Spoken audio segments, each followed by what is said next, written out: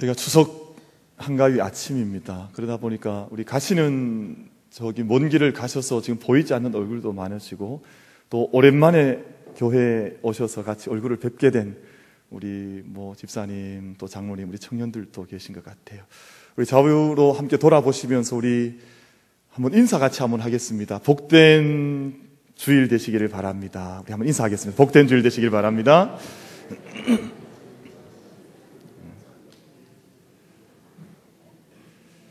또 추석 아침이니까 추석 인사도 한번 해야 안 되겠습니까?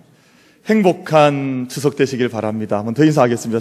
행복한 추석 맞으시기를 바랍니다. 우리 오늘 노인선교회 우리 어르신들도 같이 예배 참여하셨는데, 우리 노인선교회 어르신들 다 행복한 추석 맞으시기를 바라겠습니다. 아멘. 감사합니다.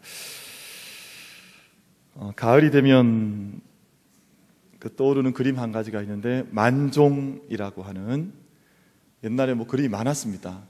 이발소에 가셔도 이 그림이 있고, 집집에 가셔도 웬만하면 이 그림을 볼 수 있는 가정들이 참 많이 있었습니다. 밀레의 작품인데요, 이삭 줍기라는 작품과 더불어서 많은 사람들에게 친숙한 작품이 만종. 그 만종이라는 말은 저녁 때 울려 퍼지는 종소리, 저녁에 치는 종을 가리켜서 만종이라고 부릅니다. 석양이 물들어가는 너른 들녘에서 한 가난한 농부 부부가 일손을 멈추고 멀리 교회당에서 들려오는 종소리에 맞추어서 그 소리를 듣고 함께 모자를 벗고 또 손을 모아서 기도드리는 그림이 만종이라는 그림입니다. 이 그림 다 기억하시죠? 이 그림이 얼마나 감동을 주었는지 우리나라의 대표적인 화가인 박수근 화백이라는 분이 12살 때 이 그림을 봤대요. 12살 때, 소년이었을 때 이 그림을 보고 충격을 받아서 이야, 나도 화가가 돼야 되겠다, 그렇게 다짐을 하게 한 그림이 바로 만종이라는 그림입니다. 만종에 등장하는 이 두 부부 생각해 보시면 그들이 드렸던 기도는 긴 예배가 아니었습니다. 오늘 우리가 예배 드리는 것처럼 1시간, 또 중국이나 또 아프리카 이런 데 가면 열정적으로 예배하는 분들은 2시간, 3시간도 예배를 드리거든요. 근데 이 만종에 등장하는 두 부부가 드리는 기도는 그런 긴 기도가 아니라 짧은 종소리에 맞추어서 드리는 짧은 기도였습니다. 그럼에도 불구하고 수많은 사람들에게 감사가 뭔지, 기도가 무엇인지, 예배가 무엇인지를 깨닫게 했던, 하나님 받으시는 기도가 아니었나 하는 그런 생각을 하게 하는 그림이 만종이라는 작품이에요. 어떤 TV 보다 보니까 그런 이야기 하더라고요. A4 한 장, 저희가 들고 있는 이 작은 종이 한 장이죠. 저희는 이 종이는 A4 용지는 아닙니다만 비슷하지요. 무게가 5g에 불과하답니다. 그런데 이 작은 5g에 불과한 종이 한 장에 적힌 내용에 따라서 사람의 운명이 갈라지고 사람의 살아가는 인생의 모습이 달라진다, 그런 설명을 하더라고요. 이 가벼운 종이 한 장에 적힌 내용 때문에 사람들의 행과 불행이 나누어지기도 합니다. 어떤 이에게는 이 종이 한 장이 일평생의 길을 걸어갈 수 있는 합격을 알려주는 합격증이 되기도 하고, 또 어떤 이에게는 그것을 허락하지 않는 불합격을 알리는 종이가 될 수도 있습니다. 어떤 이에게는 이 종이 한 장에 작은 종이임에도 불구하고 모든 병이 나았다고 하는 완치를 알려주는 병원의 통지가 되기도 하고, 어떤 이에게는 당신에게 알지 못했던 병이 생겼노라고 알려주는 인생의 고난의 길을 걸어가야 하는 그 첫 시간을 알리는 종이가 되어지기도 합니다. 제가 한 10여 년 전쯤에 한 건강검진을 받았는데요, 건강검진을 받고 한 달쯤 지나니까 병원에서 종이 한 장이 정말 날라왔어요. 근데 제가 종이를 받아보니까 제 몸에 문제가 있다는 거예요. 근데 뭐라고 적혀 있는 거 하니 참 이름도 너무 어렵게 지어요. 폐문화종괴의증. 이걸 제가 20대 때 제가 이걸 알아봤겠습니까? 이게 도대체 뭔 말인가? 나중에 알아보니까 폐 아래쪽에 조그만 그 염증 같은 게 생겼는데 다시 한번 검사를 받아보는 게 좋겠다. 근데 그걸 표현하기를 폐문화 종괴의증. 다 알아들으시겠습니까? 정말 얼마나 말도 어렵게 만들어서 적어놓았는지, 야, 참 어렵다 하는 생각을 했던 적이 있습니다. 그 종이를 받고 고민을 많이 했었습니다. 이게 도대체 무슨 병인가? 다시 검사를 다시 받아야 된다 그러니까 어떻게 해야 되나 고민했던 기억이 있습니다.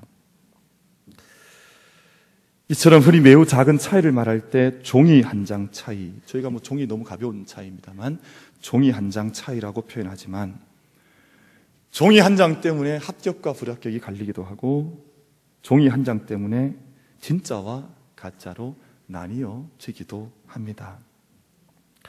위조 지폐는 겉모습만으로는 분별하기가 참 어렵습니다.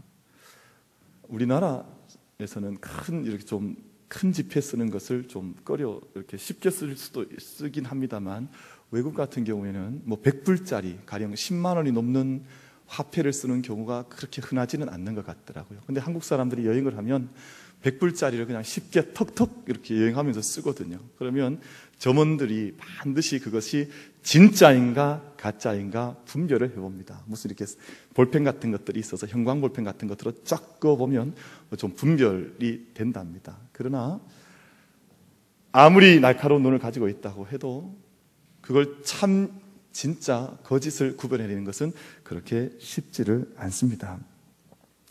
진품과 가짜가 큰 차이가 없는 것 같아 보일 수도 있지만, 반드시 진품은 진품이요, 위조품은 위조품일 수밖에 없습니다. 오늘 제가 함께 봉독한 말씀에 두 사람이 제사를 드리게 되었는데요, 아담과 하와가 하나님 앞에 쫓겨난 후에 두 자식을 낳았고, 두 자식이 태어나서 장성한 후에 함께 하나님 앞에 제사를 각각 드리게 되었습니다. 형이었던 가인은 농부였기 때문에 땅의 소산으로 제물을 삼아서 하나님께 제사를 지내게 되었고, 동생이었던 아벨은 목축을 하는 사람이었기 때문에 양의 첫 새끼와 그 기름을 제물로 삼아서 하나님 앞에 제물을 드리게 됐습니다. 그런데 문제는 하나님께서 아벨과 그 제물은 받으셨다고 하는데, 가인과 그의 제사는 하나님께서 거절하셔서, 가인이 하나님 제사를 거절당한 것을 알고 자기 안에 일어나는 화를 참지를 못해서 한 들판으로 동생 아벨을 불러내어서 그 들판에서 동생을 쳐서 죽였다. 그런 비극적인 사건의 말씀이 오늘 본문의 말씀의 내용입니다. 두 사람의 제사는 드린 제물의 차이는 있습니다만, 한 사람은 소제로 그리고 곡물로 예배를 드리게 되었고, 또 다른 한 사람은 양으로 그리고 피로, 기름으로 제사를 드리게 됐습니다. 제물의 차이가 있는 것 같긴 하지만 사실상 동일한 제사였습니다. 겉으로 판별해서 이 제사가 어떤 제사냐 하는 것을 사실은 우리의 눈으로, 육안으로 구분해낼 수는 없는 그런 제사, 동일한 제사를 가인과 아벨이 각각 하나님께 올려드렸습니다. 그러나 하나님께서는 마치 진품과 미품을 감정하는 감정사처럼 저마다 드린 예배를 인정하시기도 하고 그 예배를 받으시기도 하고, 그 예배를 인정치 않으셔서 그 인생을 받지 않으시기도 하는 그런 사건이 본문 속에 기록이 되어져 있습니다. 어찌 보면 무서운 말이죠. 어찌 보면 우리의 영혼을 경각하게 하는 그런 어려운 말씀 아닙니까? 우리가 수없이 예배를 드리고 수없는 시간을 드리고 수없는 물질을 드리고 하나님 앞에 나아오는데, 겉의 모든 외적인 외형은, 겉모습은 다 동일하나 하나님께서 받으시고 연락하시는 예배가 있고 그렇지 않는 예배가 있다면, 이 얼마나 우리를 두렵게 하는, 두렵지 않습니까? 저는 이 말씀을 묵상하면서 이야, 정말 이보다 더 두려운 일이 없구나 하는 생각을 하면서 말씀을 묵상하고 말씀을 준비를 하게 됐습니다. 중요한 것은 하나님께서 받으시는 제사, 하나님께서 받지 않으시는 제사, 하나님께서 연락하셔서 그것을 기뻐하셔서 온 하나님의 가슴으로 그 예배를 받으시는 예배가 있고, 그 예배를 하나님께서 받지 않으시는 예배가 있고, 하나님 그 삶을 인정하시고 그 삶을 받으시는 삶이 있고, 그 삶을 하나님 거부하시는 삶이 있다. 그렇게 말씀을 하세요. 그리고 예배를 통해서, 제사를 통해서 사람을 찾아오시고 사람과 교제하신다는 것입니다. 하나님께서 아담과 하와가 범죄했을 때 그들을 에덴 동산에서 쫓아내셨습니다. 그러니까 실낙원이라 표현하지 않습니까? 낙원을 잃어버렸습니다. 그리고 다시 그곳 안으로 들어오지 못하도록 그룹들과 두루 도는 하염곰, 불의 천사들을 통해서 그곳을 넘지 못하도록 선을, 경계를 막아 놓으셨습니다. 인간편의 입장에서 보면 하늘의 영광을 잃어버린 것이죠. 인간편의 입장에서 보면 영혼이 죽게 된 것입니다. 삶의 빛을 잃어버리고 삶의 참된 능력과 하나님의 영광의 빛도 잃어버린 처지에 처하게 된 사람들이 아담과 하와와 그의 자녀들이었습니다. 인간편에서 하나님께로 건너올 방법이 없는 거예요. 왜냐하면 그룹들로, 천사들로, 두루도는 화영검 불길로 길을 막아 놓으셨기 때문에 사람들이 아무리 하나님께 가고자 해도 갈 수 있는 길이 막혔다는 거거든요.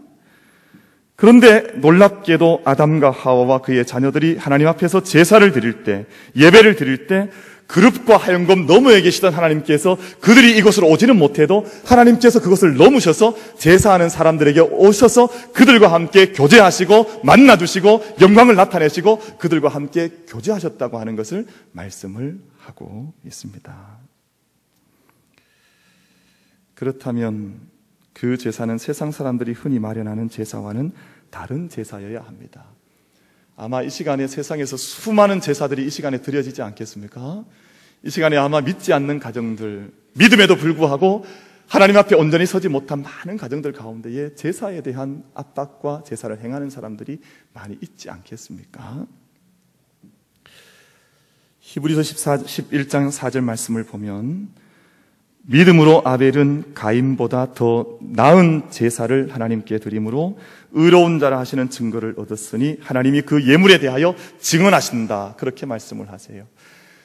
가인과 함께 드렸던 제사와는 더 나은 제사, 조금 나은 제사가 아니라 퀄리티, 질이 다른 제사를 하나님께 드림으로 하나님께서 그 예물에 대하여 증언하시는 역사를 아벨이 경험하게 되었다. 그렇게 히브리서에서는 증언을 해주고 있습니다.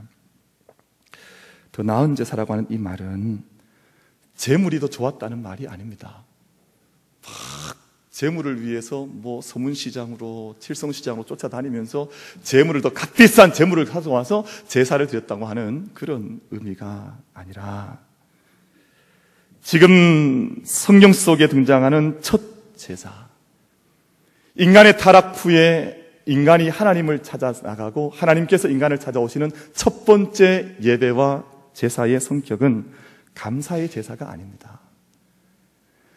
그럼 지금은 감사 제사를 드리고 있을 때가 아닙니다.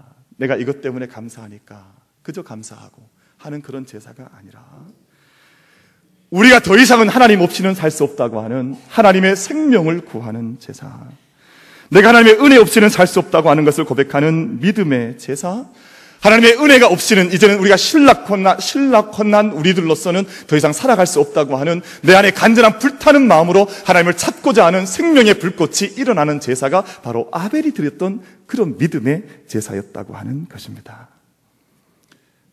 아벨이 드린 제사는 하나님의 은혜를 구하는 중심의 제사였습니다. 아벨이 드렸던 양의 첫 새끼와 그 기름의 제물은 하나님의 은혜 없이는 살 수 없다고 하는 하나님의 용서하심과 사랑하심을 구하는 죄 사함을 구하는 제사였습니다. 근데 오늘 우리들에게 문제는 이 죄 사함의 제사를 드리지 않는다는 것입니다. 하나님 앞에 내가 하나님의 은혜가 없이는, 하나님의 도우심이 없이는, 하나님의 생명이 없이는 내가 신락곤한 이곳에서 살아갈 수 없다고 하는 간절함의 중심의 제사를 드리지 않는다는 것이 오늘 우리의 모든 예배들의 문제가 아닌가 생각을 해봅니다. 이것이 가인의 제사와 아벨의 제사를 구분짓는 분기점이 됐습니다. 여러분, 단지 종교성만으로 예배드리는 사람들 많이 있습니다. 왜냐하면 이 세상에 제사를 지내지 않는 곳은 없거든요. 여러분, 미국을 가봐도, 유럽을 가봐도, 아프리카를 가봐도, 아시아를 가봐도 모든 곳에는 다 제사가 있습니다. 이것은 종교성을 따라서 드리는 제사예요. 왜냐하면 제사를 지내지 않으면 내가 불길하거든요. 내가 두렵거든요. 두려움을 이기기 위해서, 혹은 복을 받기 위해서, 혹은 내가 누려야 할 어떤 것들을 위해서, 병을 낫기 위해서 많은 제사를 드립니다. 사람들은 다 드리게 되어져 있습니다. 심지어 우리 지난 수요일에 말씀 보았습니다만 아데네라고 하는 아테네에서는 알지 못하는 신에게, 이름도 알지 못하면서도 불구하고 거기서도 제사를 지내거든요. 이 모든 제사의 행위는 종교성을 따른 제사들입니다. 많은 것을 얻었기 때문에 드리는 당연한 응답으로서 드리는 추수의 제사, 감사의 제사일 수도 있습니다. 그러나 아벨의 제사는 그런 제사가 아니었어요. 하나님께서 지금 기뻐 받으신 제사는 죄의 문제로 인해서 쫓겨난 인생들이, 사람들이 그 죄의 문제로 인하여는 하나님 앞에서 더 이상 살 수 없기에 하나님의 은혜를 구하고 하나님의 죄사함을 구하고 용서를 구해서 내가 하나님의 생명이 없이는 이 땅에서 내가 유리하는 자가 될 밖뿐 내가 참된 생명을 누릴 수 없습니다고 하는 영혼의 진정한 고백 가운데에서 참된 영혼의 빛을 찾아서 드리는 예배가 바로 아벨의 제사요, 아벨의 예배였다고 하는 것입니다. 사랑하는 성도 여러분, 적어도 우리가 예배를 드릴 때에 어떤 이유로 예배를 드립니까? 적어도 이 땅에 수많은 사람들이 이 시간 제사를 지낼 텐데 어떤 이유로 제사를 지내고 있는 것입니까? 우리는 모두 다 종교성을 따라서 예배하는 자들이요, 제사하는 자들입니다. 그렇다면 적어도 우리가 예배를 드릴 때 나는 하나님 앞에서 죄인이요, 예수 그리스도를 통한 은혜 없이는 살 수 없고 구원받을 수 없다는 그 믿음의 고백 가운데에 우리의 예배를 드려 올리는 그런 믿음의 사람들이 되어야 될 줄로 믿습니다. 하나님은 종교성을 따라 드리는 가인의 제사, 의식적인 리추얼한 세레모니를 받으신 것이 아닙니다. 의식을 따라서 드려야 하는, 의식을 따라서 강제적으로 나와서 의식적으로 드리는 예배가 아니라 나는 하나님 없이는 살 수 없습니다라고 하는 믿음의 고백과 영혼의 불꽃을 사모하며 드리는 그 아벨의 제사를 하나님께서 구별하여 받으신 줄로 믿습니다. 우리 모두가 그러한 예배와 그러한 제사로 하나님께 나아갈 수 있는 믿음의 성도들 되기를 주님의 이름으로 축원을 드리겠습니다. 하나님께서 받으시는 예배는 중심으로 드리는 예배입니다. 여러분, 아이들도 중심을 알더라고요. 아이들도 대충 사랑하면 이 사람이 나를 사랑하는가 사랑하지 않는가를 압니다. 아이들도 지나가다가 정말 사랑해주면 그 사람을 정말 따르기도 하고 사랑을 표현해주기도 합니다. 근데 하물며 영이신 하나님께서 중심으로 드리는 예배와 중심이 아닌 예배로 하나님께 나아가는 것을 왜 구별치 못하시겠습니까? 왜 알지 못하시겠습니까? 그래서 하나님은 중심으로 드리는 예배를 받길 원하시고, 찬송을 드리든 기도를 드리든 하나님의 말씀을 경청하든 모든 것을 중심으로 행하라, 그렇게 요구를 하시는 것이죠.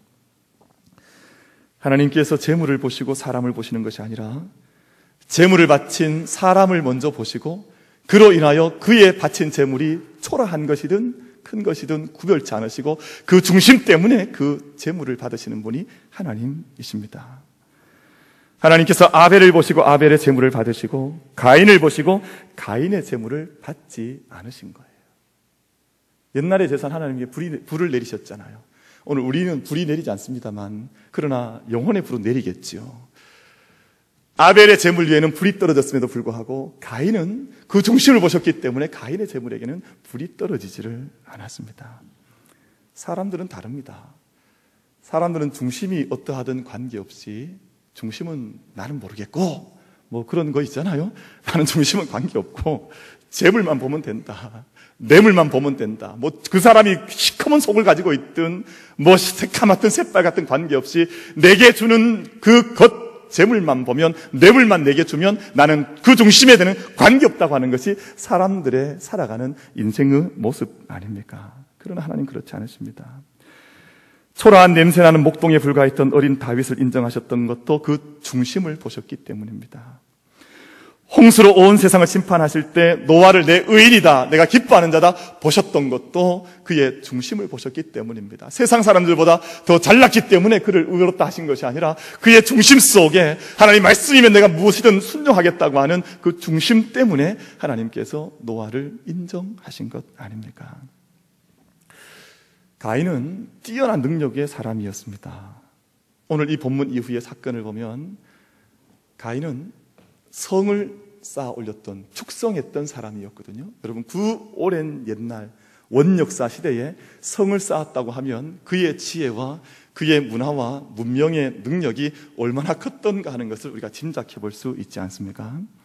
가인뿐만 아니라 가인의 피를 통해서 태어난 후손들은 엄청난 문화와 문명을 일으켰던 사람들이었습니다. 농사를 짓고 목축을 하고 노래를 부르고 오늘 우리말로 하면 엔터테인먼트를 하고 모든 문화와 문명을 창조해낼 수 있는 문화의 주류를 형성했던 사람들이 바로 가인의 후손들, 가인의 집안이었습니다.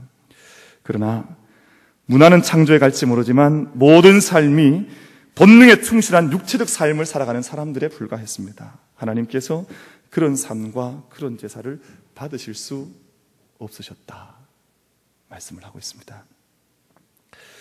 오늘 본문 말씀을 보면 제물이 받아들여지지 않자 가인이 마음속에 분노가 일어났습니다.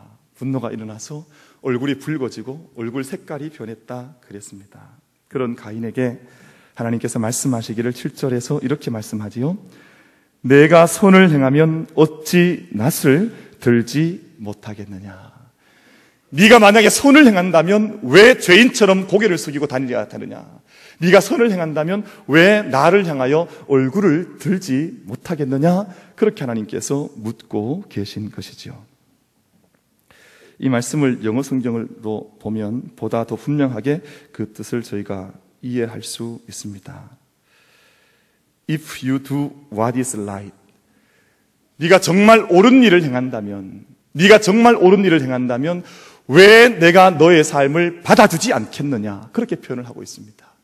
네가 선을 행한다면, 네가 옳은 일을 행한다면, 내가 보기에 합당한 일을 행한다면 왜 내가 너의 재물을 받아주지 않겠느냐, 하나님께서 그렇게 가인에게 묻고 계신 것입니다.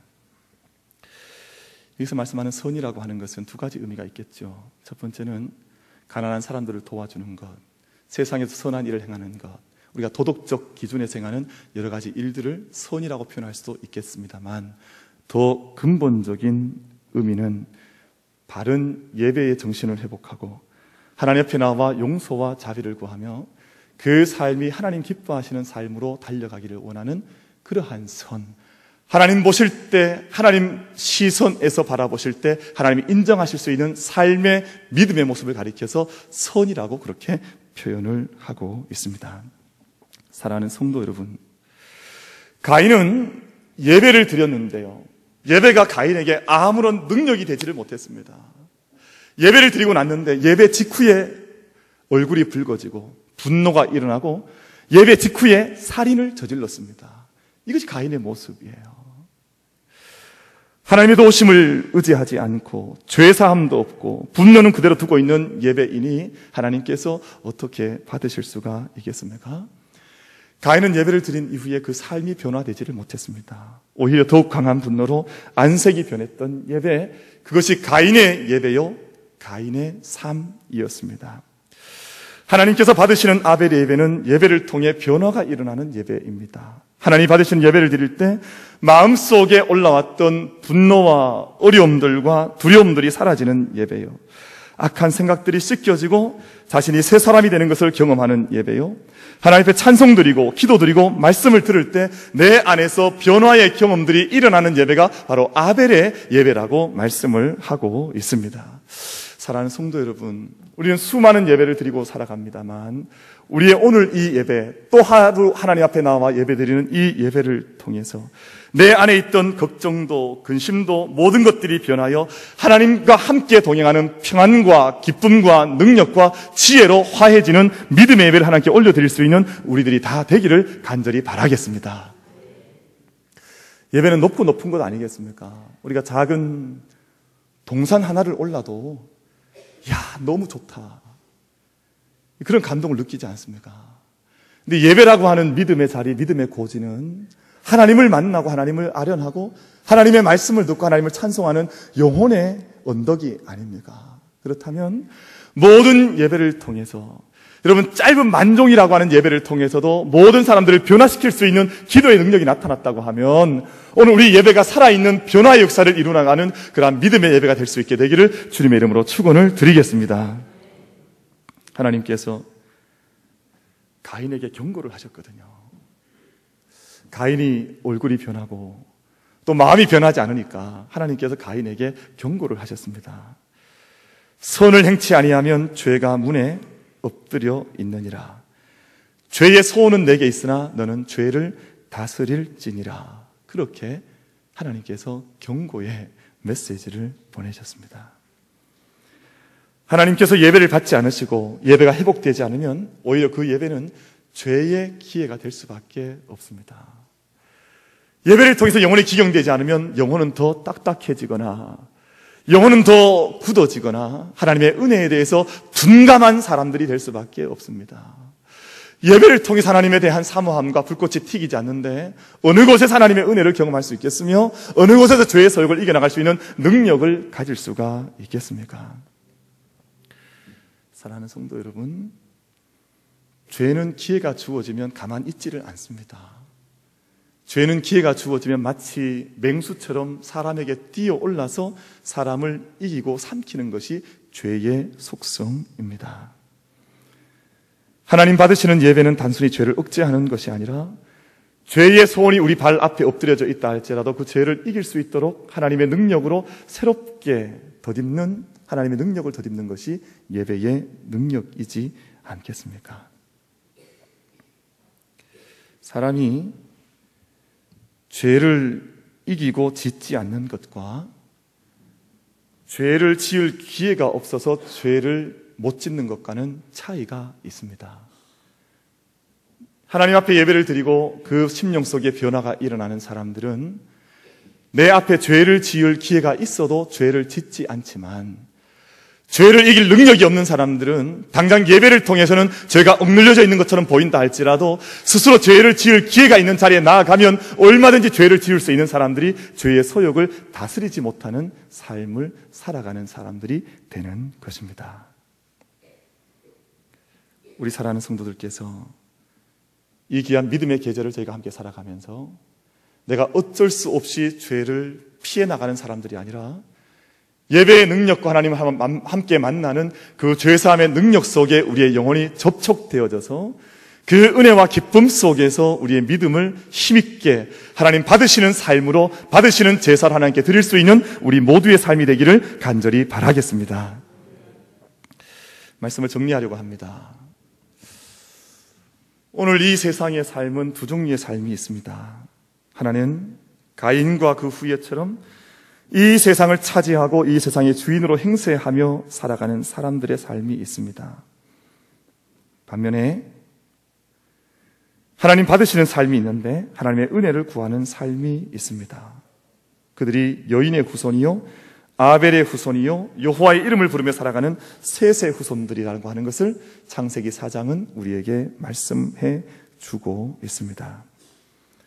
하나님 받으시는 삶과 예배는 단순한 종교성에 이끌려서 드려지는 그러한 제사와 예배와 삶이 아니라 하나님의 참된 용서와 자비를 구하면서 하나님의 사랑과 용서 가운데서 새 인생을 살며 새 영혼의 불꽃을 튀기며 사는 그러한 삶을 하나님께서 받으신다고 그렇게 말씀을 하고 있습니다. 우리 사랑하는 모든 만민의 성도님들께서 하나님의 은혜와 사랑으로 인하여 죄의 소욕을 이겨나가며 목숨으로 믿음을 지켰던 아벨의 제사, 아벨의 믿음을 함께 소유해서 하나님 받으시는 삶과 믿음을 하나님께 올려드리며 그 영광, 그 은혜 함께 찬양하며 살아갈 수 있는 우리 모든 성도님들 되시기를 주님의 이름으로 축원을 드리겠습니다.